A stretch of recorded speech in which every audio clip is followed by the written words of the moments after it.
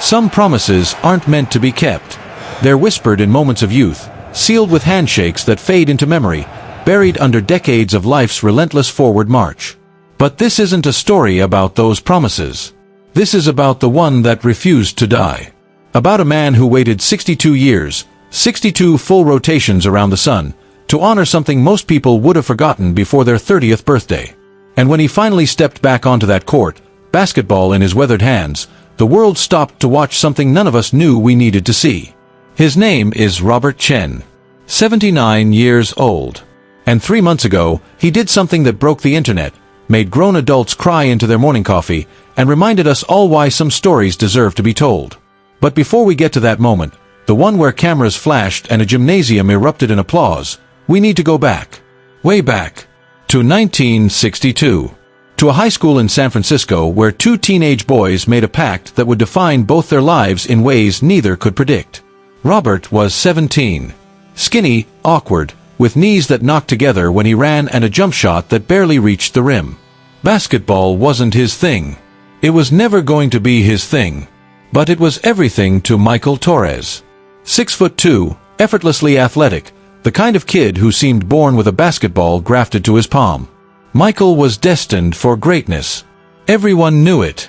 Scouts from colleges across California watched his every game. There was talk of scholarships, of going pro, of a future so bright you needed sunglasses just to imagine it. They were an unlikely pair. Robert, the bookish kid who'd rather discuss Hemingway than free throw percentages. Michael, the golden boy who moved through hallways like they were his personal stage. But somehow they clicked. Maybe it was because Robert never wanted anything from Michael except friendship. No clout chasing. No riding coattails. Just two kids who genuinely liked each other's company. It was late March when it happened. The championship game. The one that would determine if their school would claim the state title for the first time in 3 decades. Michael had been electric all season, averaging 32 points per game, dunking on defenders like they were traffic cones. This game was supposed to be his coronation. Robert sat in the front row, palms sweaty, watching his best friend dominate the first half. 21 points. The other team couldn't touch him. The crowd chanted Michael's name like a prayer. Victory seemed inevitable. Then the third quarter. Michael drove the lane, elevated for what should have been an easy layup. But the defender caught him mid-air. The collision was sickening. The sound of Michael's knee snapping echoed through the gymnasium like a gunshot. The crowd went silent. Players froze. And Robert watched his best friend crumple to the hardwood, clutching his leg, screaming in a way he'd never heard another human scream. The ambulance came. The game continued without him. They lost by 3 points. And in the hospital room that night, under fluorescent lights that made everything feel both too real and completely surreal, Michael said the words that would haunt Robert for the next 6 decades. "Promise me something, Bobby." Michael's voice was hoarse, medicated, but urgent. His leg was elevated, wrapped in enough bandages to supply a small army. "If I can't play again, if this is it for me, promise you'll play. Promise you'll get on that court and score 1 basket for me. Just 1. I don't care if it takes you a year or 50 years. Promise me you won't let my dream die completely." Robert laughed. Not cruelly, but because the request seemed absurd. "Mike, I can't even make a free throw without embarrassing myself. I'm not. Promise me." Michael's grip on Robert's wrist tightened. His eyes, usually so full of mischief and confidence, were desperate. Pleading. Please. So Robert promised. A handshake. A covenant between brothers. He promised without understanding the weight of what he was agreeing to.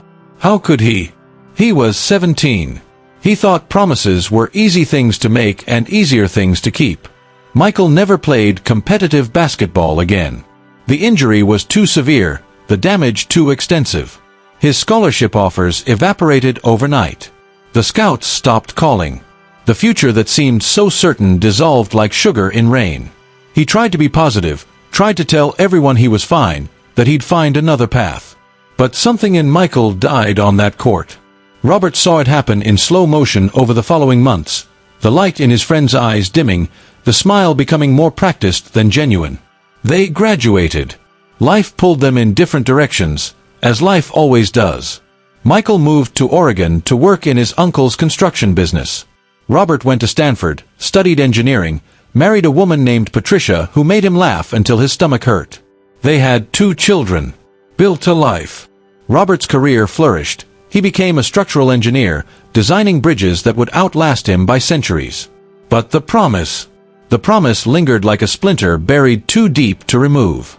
Every time Robert saw a basketball, every time he passed a playground court, every time March Madness flooded the television, the promise whispered to him, "You made a commitment. You swore an oath. And you've done nothing about it." He tried, in his 20s, to fulfill it. Went to a local gym, attempted to shoot hoops, looked so spectacularly incompetent that other players politely suggested he try a different sport. The ball felt foreign in his hands. His body refused to cooperate. He'd dribble it off his foot, shoot air balls that missed the entire backboard. After an hour of humiliation, he'd leave, telling himself he'd try again next week. Next week became next month. Next month became next year. Next year became next decade. Michael and Robert stayed in touch, but barely. Christmas cards. The occasional phone call. Robert never mentioned the promise, and neither did Michael. It became the elephant in every conversation they didn't have, this unspoken thing hovering between them, growing larger with each passing year. Life continued its relentless march. Robert's children grew up, went to college, started families of their own. Patricia developed arthritis in her hands. Robert's hairline retreated like a defeated army. He retired at 65, spent his days gardening and reading spy novels and trying not to think about all the small ways he'd failed to become the person he'd imagined at 17. The promise became a joke he told himself. A silly thing from childhood that no reasonable adult would take seriously. Michael probably didn't even remember. It was fine. It was absolutely fine. Except it wasn't. 3 years ago, Robert got the call. Michael had been diagnosed with stage 4 pancreatic cancer. The prognosis was grim. Maybe 6 months, maybe less. Robert flew to Oregon immediately, sat beside his old friend's hospital bed, and for the first time in decades, they talked about that night. About the promise. About the life Michael had imagined and the life he'd actually lived. "Did you ever do it?" Michael asked, his voice barely a whisper. "Did you ever score that basket?" Robert couldn't lie. Not now. Not with his friends, skin the color of old newspapers and machines beeping their mechanical countdown. "No. I never did. I'm sorry, Mike. I'm so sorry." Michael smiled. It was the saddest, most understanding smile Robert had ever seen. "It's okay, Bobby. It was a stupid thing to ask. We were kids. Kids say dumb things. But it wasn't stupid. And it wasn't okay." Robert knew it with a certainty that felt like a physical weight pressing on his chest. He'd failed his best friend. The one person who'd believed in him when they were young, who'd trusted him with something precious, who'd made him swear an oath, and Robert had treated that oath like it was optional. Michael passed away 4 weeks later. The funeral was small but beautiful. Robert gave the eulogy, talked about Michael's infectious laugh and generous spirit and the way he'd made everyone around him feel important. He didn't mention the promise. Couldn't bring himself to admit his failure in front of Michael's children, his siblings, the dozens of people who'd loved him. After the burial, Robert drove home in silence. Patricia asked if he was okay. He said yes, because what else could he say? That he was drowning in regret? That he'd spent 60 years being a coward? That he'd let his best friend die without honoring the one thing Michael had ever asked of him? That night, Robert couldn't sleep. He stared at the ceiling, memories looping through his mind like a film reel stuck on repeat. Michael's face in the hospital. The sound of his knees snapping. The handshake. The promise. The promise. The promise. At 3 in the morning, Patricia found him in the garage, holding an old, deflated basketball they'd bought years ago for their grandson. "What are you doing?" she asked. Robert looked at her, tears streaming down his 76-year-old face. "I made a promise. And I'm going to keep it." She didn't understand. Not at first. But when he explained, when he told her about 2 teenage boys and a pact and 60 years of shame, she didn't laugh. Didn't tell him it was too late or too ridiculous. She just said, "Then let's figure out how to make it happen." What followed was the most absurd, beautiful, impossible journey of Robert Chen's life. He started training at 76, with knees that creaked like old doors and a back that protested every sudden movement. He hired a coach, a patient woman named Sandra who'd played college ball and specialized in working with seniors. 3 times a week, Robert would show up at a local gymnasium, attempting to teach his ancient body something it had never properly learned. It was humiliating. He could barely dribble without losing control of the ball. His shots looked like he was launching wounded birds at the hoop. Other gym-goers would watch with mixture of amusement and concern. This old man, face red with effort, absolutely determined to do something his body was actively fighting against. Sandra was brilliant. She didn't try to make him a player. She tried to make him functional. Modified his shooting form to accommodate his limited mobility. Taught him to use the backboard, to rely on technique rather than strength. Slowly, agonizingly slowly, Robert improved. Not good, mind you, but less catastrophically bad. Months passed. His shot percentage went from 0% to maybe 5%. Then 10. His family thought he'd lost his mind. His doctor warned him about injury risk. But Robert was possessed by something beyond logic or reason. This wasn't about basketball. It was about redemption. About proving that promises matter, even when they're inconvenient, even when they're decades old, even when the person you made them to is gone. A year into his training, something shifted. Robert made 5 baskets in a row during practice. Nothing fancy, simple, close-range shots that barely kissed the rim before falling through. But Sandra hooped with joy, and Robert felt something he hadn't felt in years: pride. Actual, genuine pride in accomplishment. He told his children what he was doing. His daughter thought it was sweet but weird. His son worried about his father's mental health. But Patricia understood. She'd always understood. "When are you going to do it?" she asked. "When are you going to make it official?" Robert had been thinking about that. It couldn't just be any basket, in any gym, witnessed by no one. It had to mean something. Had to be public. Had to honor Michael properly. He reached out to his old high school. Explained the situation, the promise, the decades of waiting, his friend's death, his determination to finally fulfill his oath. The athletic director, a woman young enough to be Robert's granddaughter, was deeply moved. She offered him the school's gymnasium. Told him they'd organize an event, invite the community, make it special. Robert almost said no. The attention terrified him. But then he thought about Michael, about how his friend had always played in front of crowds, had thrived under pressure. If Robert was going to do this, he'd do it the way Michael would have wanted, with witnesses. With celebration. The date was set. March 15th, 2024.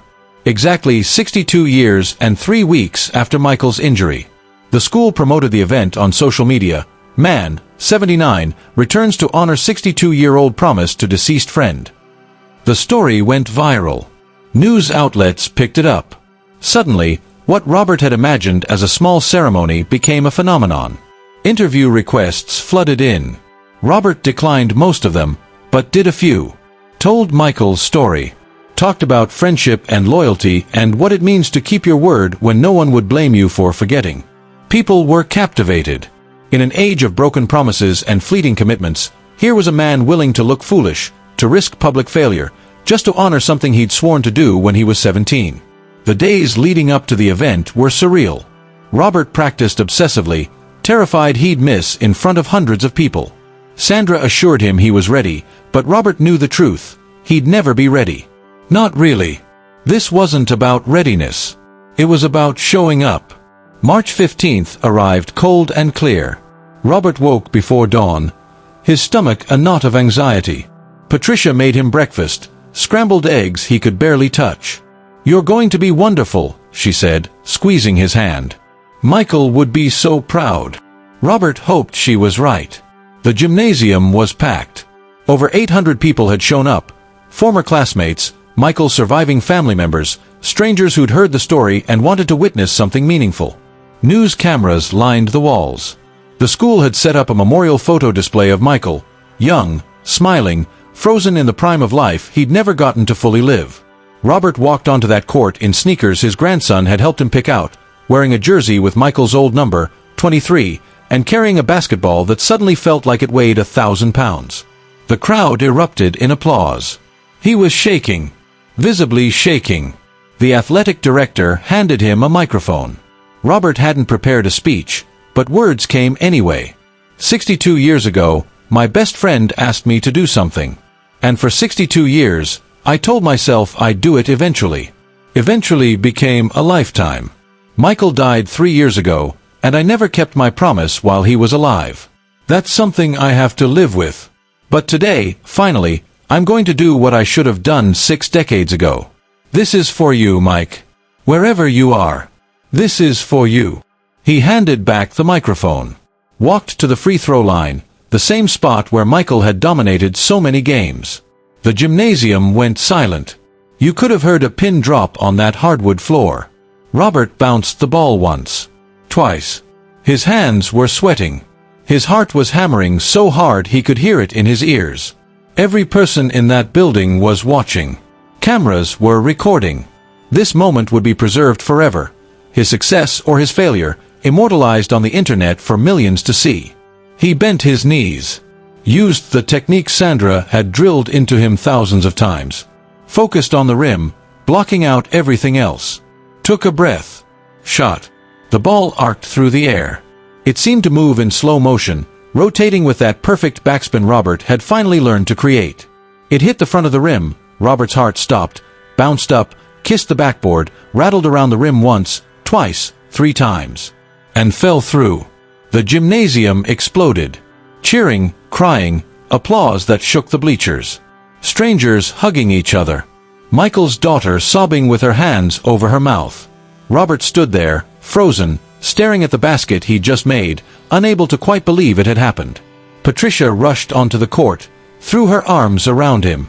He was crying. She was crying. Everyone was crying. A promise made in 1962 had finally been kept in 2024. 62 years of waiting, of shame, of determination, crystallized in one perfect moment of redemption. But here's what Robert says made that moment truly special, what he told reporters afterward, what he wants everyone to understand. It wasn't about the basketball.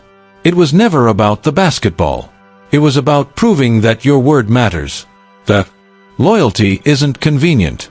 That friendship can transcend death. That it's never too late to become the person you promised to be. Michael's son approached Robert after the shot, handed him something, a worn, faded photograph of 2 teenage boys with their arms around each other, grinning like they owned the world.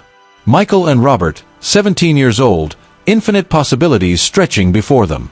On the back, in Michael's handwriting, best friends forever. No matter what. Dad kept this in his wallet until the day he died, Michael's son said. He never stopped believing you'd do it. He always said you were the most loyal person he'd ever known. Robert held that photograph, that physical evidence of a friendship that had shaped his entire life, and realized something profound. Michael hadn't given him a burden. He'd given him a gift, a reason to push past his limitations, to prove that some promises are worth keeping no matter how long it takes, to show the world that integrity isn't about easy commitments. It's about honoring the hard ones. The video of Robert's shot has been viewed over 40 million times. The comment section reads like a love letter to human decency, people sharing their own stories of promises kept, friendships honored, commitments that mattered. Robert's story became a rallying cry for everyone who'd ever wondered if their words still meant something in a world that often seems to value convenience over character. But Robert didn't do it for the fame. Didn't do it for the internet points or the news coverage. He did it because 62 years ago, a dying dream asked to live just a little longer through him. And Robert, finally, after a lifetime of delay, said yes. Today, Robert still practices basketball once a week. Not because he's trying to become great at it. At 79, that ship has sailed. But because every shot he takes is a conversation with his departed friend. Every basket he makes is a way of saying, I remember. I remember who you were, what you dreamed, what you asked of me. And I'll keep honoring you as long as I'm breathing. The promise didn't end with that one shot. It transformed into something bigger, a commitment to live with the kind of integrity Michael always demonstrated, to be the kind of friend who shows up even when it's hard, especially when it's hard. Robert gives talks now. Visits schools. tells young people that the promises they make today might define who they become decades from now. That character is built in those moments when no one would blame you for forgetting, but you remember anyway. That true friendship isn't about convenience or proximity, it's about honoring the people who shaped you, even after they're gone. So yes, this is a story about basketball. About an old man who learned to shoot at an age when most people are learning to slow down. But it's really a story about something much more important. It's about the promises we make to each other. About how those promises, when kept, have the power to transcend time, to heal wounds we didn't know we were carrying, to remind us all what it means to be truly, completely, unshakably loyal. Robert Chen waited 62 years to keep a promise. Most people would call that failure. Robert calls it the most important thing he's ever done. Because some promises aren't meant to be kept quickly. Some are meant to be carried, like precious weight, until the moment is finally right. Until you're finally ready to honor not just the words you spoke, but the person who trusted you to speak them. Michael Torres died without seeing his friend fulfill that oath. But somewhere, somehow, Robert believes he knows. Believes his friend is smiling, the way he always smiled, with his whole face, with unguarded joy, with the kind of happiness that makes everyone around him happy too. And every time Robert picks up a basketball now, he whispers the same thing, "This one's for you, Mike. Just like I promised. Just like I'll always promise." The legend isn't the man. The legend is the promise. And promises, when finally honored, never die.